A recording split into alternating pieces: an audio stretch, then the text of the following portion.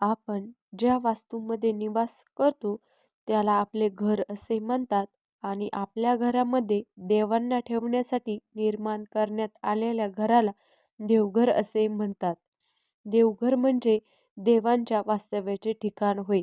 आपल्या वास्तूतील देवघर हा सगळ्यात महत्त्वाचा विभाग असतो, जिथे आपण नित्यदेवाची पूजा करतो, देवांचे आशीर्वाद घेत असतो. त्यामुळे आपले देवघर कसे असावे, कुठे असावे, किती व कोणते देव देवघरामध्ये ठेवावेत, त्यांची नित्यपूजा कशी करावी, या सगळ्या प्रश्नांची उत्तरासाठी आजचा हा व्हिडिओ आहे. त्यासाठी व्हिडिओ शेवटपर्यंत नक्की पहा. चॅनलवर नवीन असाल तर आपल्या चॅनलला सबस्क्राईब करा. व्हिडिओ पाहत असताना सर्वांनी कमेंटमध्ये लिहा हर हर महादेव. चला तर मग व्हिडिओला सुरुवात करूया. नमस्कार मंडळी.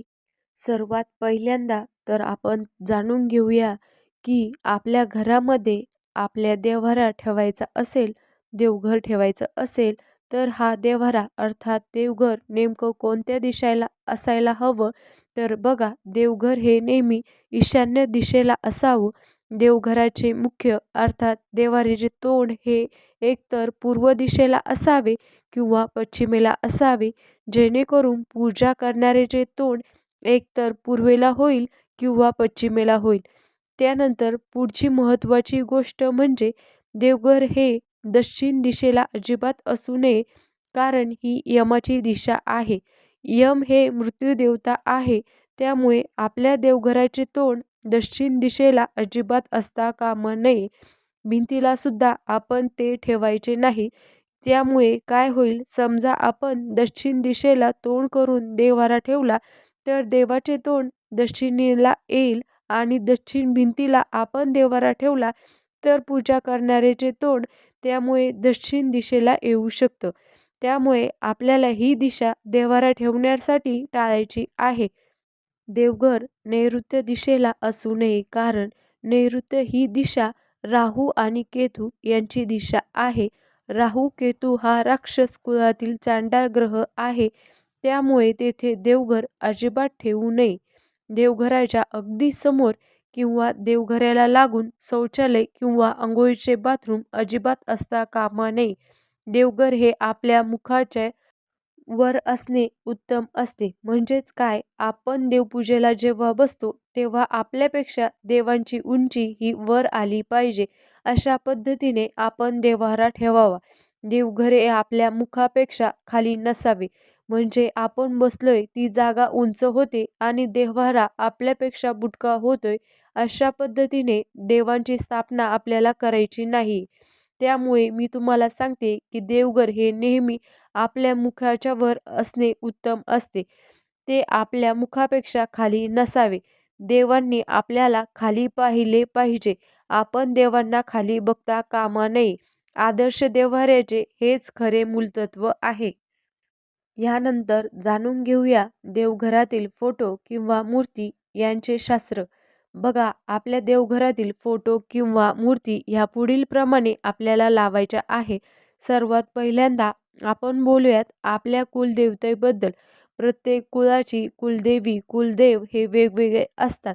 तर आपली कुलदेवी किंवा आपल्या कुळाचे स्वामी अर्थात कुलदेव यांचा फोटो देव्हाऱ्यामध्ये लावणे अत्यंत गरजेचे आहे. समजा आपल्याला फोटो लावायचा नसेल, आजकाल आपण म्हणजे बऱ्याच काळापासून आपल्या देव्हाऱ्यामध्ये कुलदेवी आणि कुलदेव यांचे चांदीचे टाक बनवून मग ते बसवलेले जातात किंवा स्थापित केले जातात. तुम्ही टाकसुद्धा ठेवू शकता, मूर्तीसुद्धा ठेवू शकता किंवा तुम्हाला फोटो ठेवायचा असेल तर फोटो देखील ठेवू शकता. त्यानुसार मग आपल्याला देव्हारा असला पाहिजे. मग मला तुम्हाला येथे हे सांगायचे आहे की बाकी सर्व देव्हाऱ्यामध्ये बसून आपल्याला देव्हाऱ्यामध्ये जर कुलदेवतेलाच स्थान नसेल, म्हणजे त्यामध्ये आपले कुलदेवीचा किंवा कुलदेवतेचा फोटो मूर्ती किंवा टाकच नसेल, तर आपल्या त्या देव्हाऱ्याचा काहीच म्हणजे काहीच उपयोग नाही. त्यामुळे प्रत्येकाच्या देव्हाऱ्यामध्ये कुलदेवतेला स्थान हे असलेच पाहिजे. त्यामध्ये आपली कुलदेवी आणि कुलदेवताचा फोटो, मूर्ती किंवा टाक यापैकी काहीतरी एक का होईना ठेवणे फार गरजेचे आहे. आता आपण बोलूया श्री गणपतीबद्दल. बघा, देवघरामध्ये कुलदेवतेसोबतच श्री गणपतीचा एखादा तरी फोटो किंवा मूर्ती ठेवणे आवश्यक आहे. गणपतीच्या एकापेक्षा जास्त मूर्ती किंवा फोटो अजिबात ठेवू नये. एकच मूर्ती ठेवणे पुरेसे आहे. विद्येची देवता, रिद्धिसिद्धीचा पती, आराध्य दैवत व विघ्नहर्ता तसेच कार्य प्रारंभ करणारी देवता म्हणून गणपती आपल्या देव्हाऱ्यामध्ये असायलाच हवा. आता आपण भगवान श्रीकृष्णाबद्दल बोलूया. बघा, आपल्या देवघरामध्ये कुलदेवतेसोबतच गणपती आणि कृष्णाचा फोटो सुद्धा असावा. मूर्ती असेल तरी सुद्धा चालेल. अनेक जण बाळकृष्णाची छोटी मूर्ती देव्हाऱ्यामध्ये ठेवतात.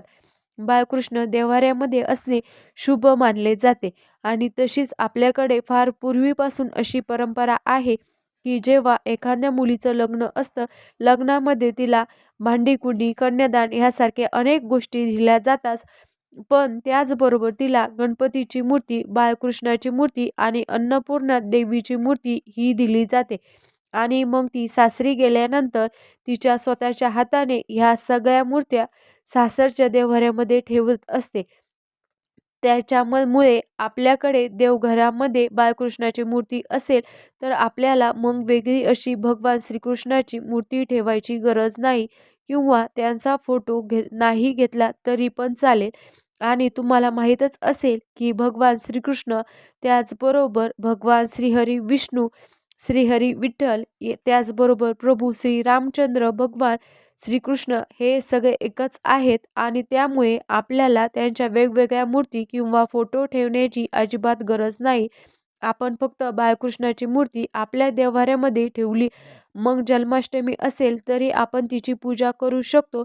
एकादशी असेल तर आपण विठ्ठलाची मूर्ती म्हणून किंवा भगवान श्रीहरी विठ्ठल म्हणून आपण बाळकृष्णाची पूजा केली तरी पण चालते. रामनवमी असेल तर आपण ह्याच मूर्तीची पूजा करू शकतो. त्याचबरोबर भगवान श्रीहरी विष्णूच्या संबंधित काही तिथे असेल किंवा तुळशी विवाह असेल तरी पण आपण बाळकृष्णाची मूर्ती पूजली तरी चालेल. आता आपण अन्नपूर्णा देवीबद्दल बोलूया. आपण आपल्या घरामध्ये अन्नधान्याची कमतरता भासू न देणारी देवी म्हणजे अन्नपूर्णा देवी होय. ही साक्षात माता पार्वतीचे रूप आहे. भगवान शिवशंकरांची पत्नी माता पार्वती आणि हिचंच रूप आहे अन्नपूर्णा देवी. तर अन्नपूर्णा देवी आपल्या देवघरामध्ये असणे खूप महत्त्वाचं आहे. मंगळवारच्या किंवा शुक्रवारच्या दिवशी या अन्नपूर्णा देवीची पूजा आपल्या घरी केली जाते.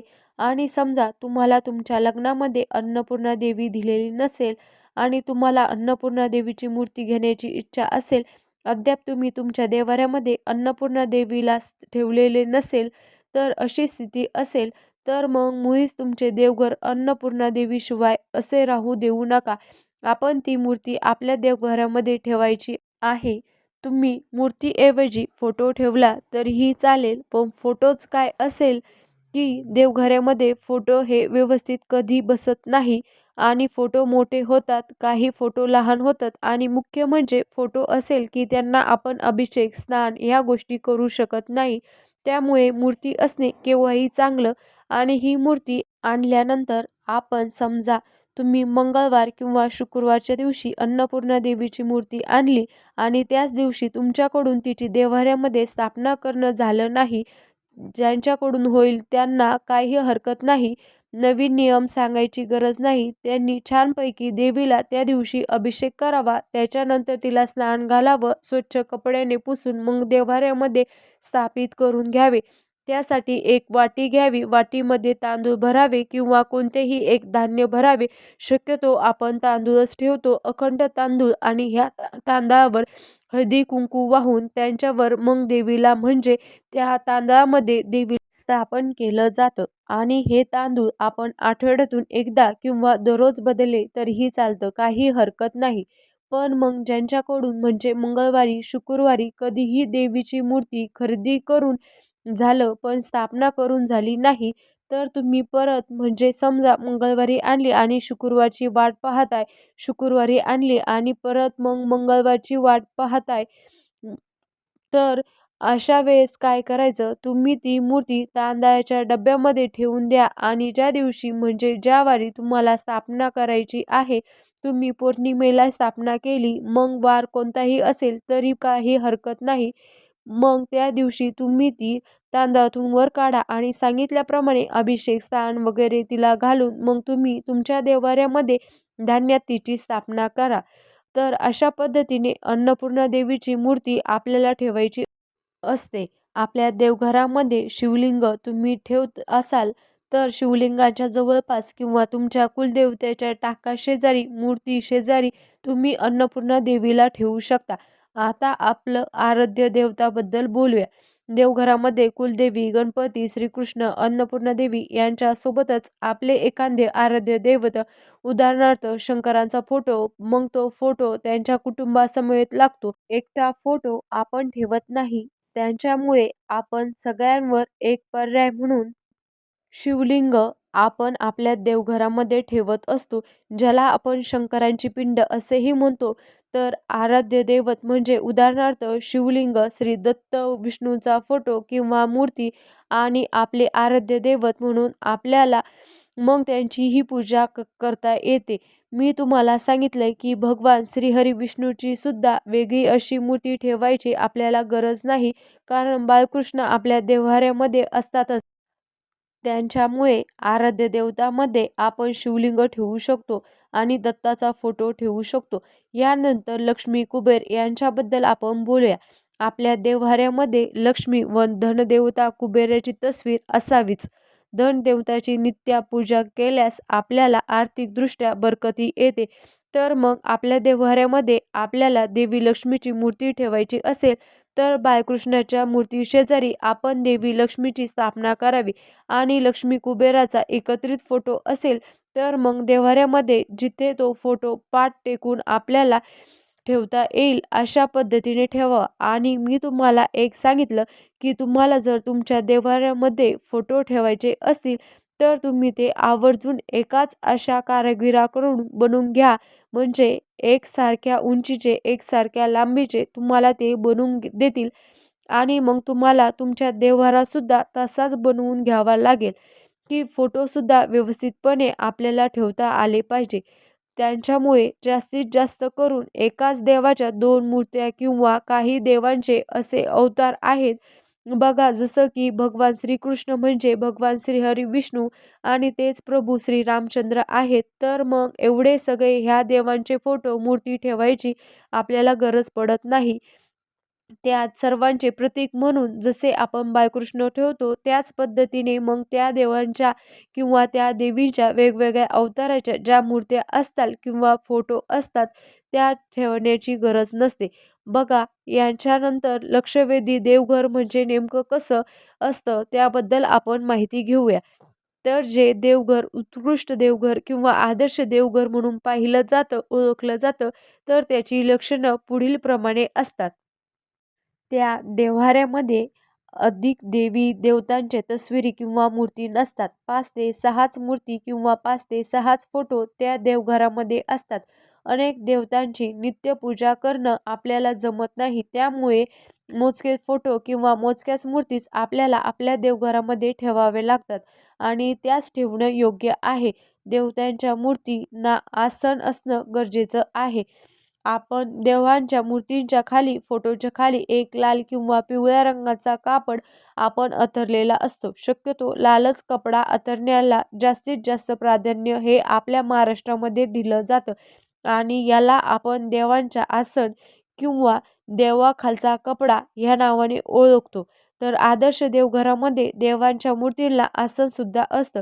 त्याचबरोबर अशा देवघरामध्ये एकाच देवाच्या 2 मूर्त्या किंवा 2 फोटो नसतात. देवघरामध्ये आपल्याला मृत व्यक्तीचे फोटो ठेवायचे नाहीत, तर त्यांचा टाक बनवून ठेवता येतो. आता आपण देवघरामध्ये मृत व्यक्तीचे टाक किंवा पितरांचे टाक ठेवावे की नाही याबद्दल बरेच वादविवाद आहेत. काही जण सांगतात की देव्हाऱ्यामध्ये मृत व्यक्तीचे टाक ठेवूच नये आणि मी तुम्हाला नेहमीच सांगत असते की मृत व्यक्तीचे टाक म्हणजे पितरांचे टाक आपण आपल्या देवघरामध्ये पूजू शकतो, ठेवू शकतो. फक्त आपल्याला देवांच्या रांगेत तो पितराचा टाक ठेवायचा नसतो. जिथे देवतांच्या मूर्ती किंवा फोटो आपल्याला ठेवायचे नाहीत अशा जागी देवघरातच आपण या पितरांच्या टाकाला ठेवू शकतो आणि तिथे त्यांची पूजा देखील करू शकतो. आपण ह्या पितरांच्या टाकाला बाजूला ठेवू शकतो आणि तिथे त्यांची पूजा देखील करू शकतो. आपलं देवघर जर पायऱ्यांचं असेल तर सर्वात खालची जी पायरी असते तिथे आपण पितरांचं टाक ठेवू शकतो, त्याची पूजा करू शकतो. कारण त्याचं पितरांनी उत्तराधिकारीमध्ये आपल्याला वेगवेगळ्या व्रताची माहिती दिलेली आहे किंवा आपल्या कुळाच्या रीतिभाती काय आहे ते शिकवलेलं आहे. आपल्याला ज्या काही जमिनी मिळाल्या आहे, जी काही संपत्ती मिळाली आहे, ती सगळी काही त्यांच्याच कृपामुळे आपल्याला आशीर्वादामध्ये मिळालेली आहे. तर मग अशा पितरांचे टाक आपण फक्त गरजेपुरतेच बाहेर काढायचे आणि मगच त्यांची पूजा करायची, हे कुठेतरी चुकीचं आहे. आणि देवघरामध्ये पितरांचे टाक ठेवल्यामुळे कोणत्याही प्रकारचा शाप किंवा कोणत्याही प्रकारचे काय म्हणतात त्याला अशुभ घरामध्ये घडत नाही. त्यांच्यामुळे तुमच्या मनामध्ये असे काही विचार असतील किंवा कुठे तुम्ही ते ऐकले असेल तर ते पहिल्यांदा डोक्यातून काढून टाका. आपल्या देवघरामध्ये आपण ज्या पद्धतीने देवी देवतांना स्थान देतो त्याच पद्धतीने पितरांना सुद्धा स्थान दिलं पाहिजे. आणि आपल्या सनातन हिंदू धर्मसंस्कृतीमध्ये असंही सांगितलं जातं, एक वेळ तुम्ही देवी देवतांची पूजा नंतर केली तरी चालेल, पण पहिल्यांदा पूजा आपण आपल्या पितरांची केली पाहिजे. त्यांच्यामुळेच असं म्हटलं जातं, पितृदेवो भव, मातृदेवो भव. त्यांच्यामुळेच आपण आपल्या देवघरामध्ये पितरांचे फोटो न ठेवता आपण त्यांचे टाक बनवून ठेवू शकतो. तर मला असं वाटतं तुम्हाला तुमच्या प्रश्नाचे उत्तर नक्की मिळून गेलं असेल. आपल्या आदर्श देवघरामध्ये देवांची मूक ही देवघरामध्ये समोर नसावी. एका लाईनमध्ये, एका सरळ रेषेमध्ये आपण देवी देवतांची मांडणी करू शकतो, पण देवी देवतांचे चेहरे हे एकमेकांच्या समोर येतील अशा पद्धतीने आपल्याला त्यांची मांडणी करायची नाहीये. त्याचबरोबर देवघरातील कोणत्याही देवांच्या फोटोला काच ही फुटलेली नसावी. काही कारणाने फुटली तर घाबरायचे काही कारण नाही. आपण असा फोटो लगेच देव्हाऱ्यातून काढून घ्यायचा आहे. नवीन काच बसून मिळत असेल तर ठीक, नाहीतर मग तसा नवीन फोटो आपण आपल्या देव्हाऱ्यामध्ये ठेवू शकतो. देवघरातील कोणतेही देवमूर्ती भग्न नसावी, कारण भग्न मूर्ती अपायकारक ठरते. तर आपल्या देवघरामध्ये आपल्याला ह्या गोष्टीचे पालन करायचे आहे आणि असा देव्हारा हा आदर्श देव्हारा म्हणून ओळखला जातो. आपल्या देवघरामध्ये साधू पुरुषांच्या मूर्ती किंवा प्रतिमा अजिबात ठेवू नये. आता गुरूंच्या फोटोबाबत आपण बोलूया. बघा, आपल्या प्रत्येकाला कुणी ना कुणी गुरु असतातच. काही जणांचे गुरु हे प्रत्यक्षात हयात असतील, काहींचे नसतील आणि वेगवेगळी नावं प्रत्येकाच्या गुरूंची असू शकतात. गुरुस्थानी असणाऱ्या व्यक्तीच्या तस्विरी आपल्या देवघराच्या बाहेर योग्य ठिकाणी आपण लावू शकतो. आणि सर्वसाधारणपणे देवघराची रचना म्हणजे देवघरामध्ये आपण मूर्ती ठेवू शकतो, फोटो ठेवू शकतो, त्याचबरोबर टाकही ठेवू शकतो. पण उगाचच आपल्या देवघरामध्ये आपल्याला जास्त गर्दी करायची नाही, नाहीतर एकाचीच व्यवस्थितपणे नित्यसेवा आपण करू शकत नाही. देवघरामध्ये यंत्र ठेवावीत का प्रश्न बऱ्याच वेळा केला जातो आणि कोणती यंत्र ठेवणे योग्य आहे.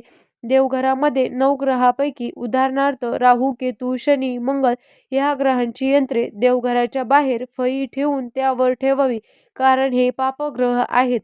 आरोग्य यंत्र, कार्यसिद्धी यंत्र, व्यापार वृद्धी यंत्र ही यंत्र सर्वसाधारणपणे देव्हाऱ्याच्या बाहेर ठेवावीत. देव्हाऱ्यामध्ये ती ठेवू नयेत. गणेश यंत्र, सरस्वती यंत्र, महालक्ष्मी यंत्र, कुबेर यंत्र ही यंत्र अशी विविध देवी देवतांची यंत्र देव्हाऱ्यामध्ये ठेवली तरी पण चालतील, पण ही यंत्रे ठेवताना ती सिद्ध केलेली असावीत. तसेच रामरक्षा यंत्र, हनुमान यंत्र, बाधानाशक यंत्र ही देव्हाऱ्यात किंवा देवाजवळ ठेवली तरी पण चालतील. तसेच वास्तुदेवता यंत्र, वास्तुशांती यंत्र ही देव्हाऱ्यामध्ये ठेवली तरी पण चालतात.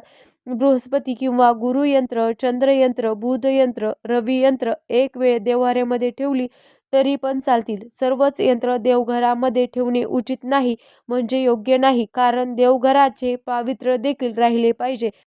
आपलं देवघर हे देवघरासारखं वाटलं पाहिजे आणि वास्तुशास्त्राचे अनेक नियम देव्हाऱ्याच्या संदर्भात आपण नेहमी ऐकतो सांगितले जातात तसे नियम, परंतु सध्याच्या युगामध्ये आणि शहरी भागामध्ये हे नियम तंतोतंत अंमलात आणणे शक्य नाही. काही नियम काय सांगितले जातात तर ते पुढीलप्रमाणे आहेत. पहिला म्हणजे देवघर आपल्या बेडरूममध्ये अर्थात झोपण्याच्या खोलीमध्ये असू नये. देवघर हे किचनमध्ये म्हणजे स्वयंपाकाच्या खोलीत असू नये. देवघर हे भिंतीवर असू नये. आणि नेमके हे तिन्ही नियम आजच्या काळात आपण पाळू शकत नाही. याचं कारण म्हणजे आज जागांच्या किमती खूप वाढलेल्या आहेत, खूप महाग आहे. प्रत्येकाचं स्वतःचं असं घर नसतं, प्रशस्त असं घर नसतं आणि प्रत्येकाला देवघरासाठी एक स्वतंत्र खोली मिळेल अशी ही स्थिती नसते. त्यामुळे देव्हाऱ्याला ह्या जागेमध्ये ठेवणं अनिवार्य कारण असू शकतं. जागेअभावी त्यामुळे थोडी तडजोड झाल्यास मनात कोणतेही वाईट विचार अजिबात ठेवू नये, घाबरू नये. ज्या खोलीमध्ये आपल्याला देव्हारा ठेवणं शक्य आहे, ज्या जागेत ठेवणं शक्य होतं, त्या जागेत आपण देव्हारा ठेवू शकतो. फक्त त्याचं मग एकच नियम पाळायचा की टॉयलेट बाथरूमजवळ आपला देव्हारा येणार नाही याची काळजी आपण घ्यायची. बाकी बेडरूममध्ये आला तरी पण चालेल, किचनमध्ये आला तरीही चालेल किंवा भिंतीवर देवघर लावलं तरी पण चालणार आहे. आता जागा जर कमी पडत असेल तर नक्कीच आपण थोडीफार तडजोडही करू शकतो. आता देवघराचं व्यवस्थापन आपण कसं करावं याबद्दल मी माहिती तुम्हाला सांगते. देवघर नेहमी साफ आणि स्वच्छ ठेवावं. रोज देवघरातील निर्माल्य काढून टाकावे.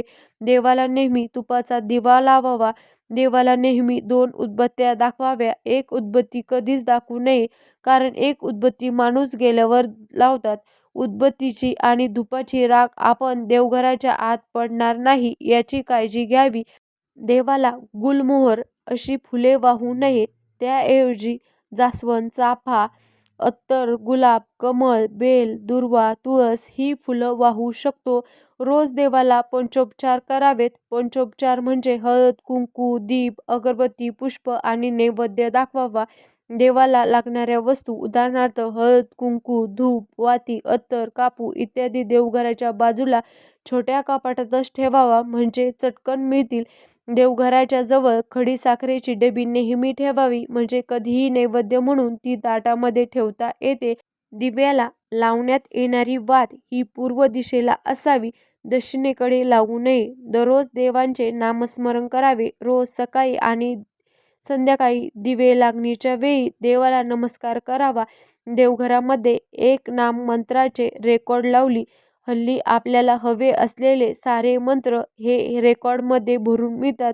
ते मंत्र दिवसभर चालू ठेवावेत. उदाहरणार्थ आपल्या कुलदेवतेचा मंत्र जो असेल तो. त्याचबरोबर आपण ओम गण गणपते नमः ह्या गणेश मंत्राचे रेकॉर्ड लावू शकतो. गुरुदेव दत्त हा पितृदोष निवारक मंत्र म्हणून ओळखला जातो, तो देखील लावू शकतो. नाममंत्र रेकॉर्डचं काय महत्त्व असतं बघा. अशा पद्धतीने आपण मंत्राचं एक रेकॉर्डिंग लावली तर आपल्या घरातील बाधा जाते. आपल्या घरामध्ये सकारात्मक ऊर्जा निर्माण होते. घरात विशुद्ध लहरींचा संचार होतो. घरात सात्विक वातावरण निर्माण होते आणि आपलं मन प्रसन्न असतं. तसेच खंबीर बनवले जाते. देवघरामध्ये कोणकोणत्या वस्तू ठेवल्यात तर एक म्हणजे आपल्या कुलदेवतेचा नारळ आपल्या देवघरामध्ये नेहमीच असायला हवा. देवघरामध्ये आपल्याला फारच जास्त जास्त वस्तूंची किंवा जास्तीत जास्त मूर्तींची, यंत्रांची गर्दी करायची नाही. पण त्यामध्ये आवश्यक असणारे सगळ्यात महत्त्वाची गोष्ट म्हणजे कुलदेवताला समर्पित केलेला नारळ आणि त्याखाली असणारा कलश, तो आपण आपल्या देवघरामध्ये अवश्य ठेवावा. त्यासाठी मंगळवारचा किंवा शुक्रवारचा किंवा पौर्णिमाचा दिवस आपण निवडू शकतो. म्हणजे त्या दिवशी आपल्याला कुलदेवतेच्या ह्या मंगल कलशाची स्थापना करता येते. आपल्या देवघरामध्ये नेहमी दिवा तेवत ठेवावा. ह्या दिव्यामुळे आपल्या प्रकाश प्रभावित होतो. देवघरामध्ये नेहमी एक छोटीशी घंटी असावी. देवांची आरती करताना ती वाजवावी. घंटीच्या नादाने घरात एक प्रकारची सकारात्मक शक्ती जागृत होते. देवघरामध्ये नेहमी पंचारती ठेवावी.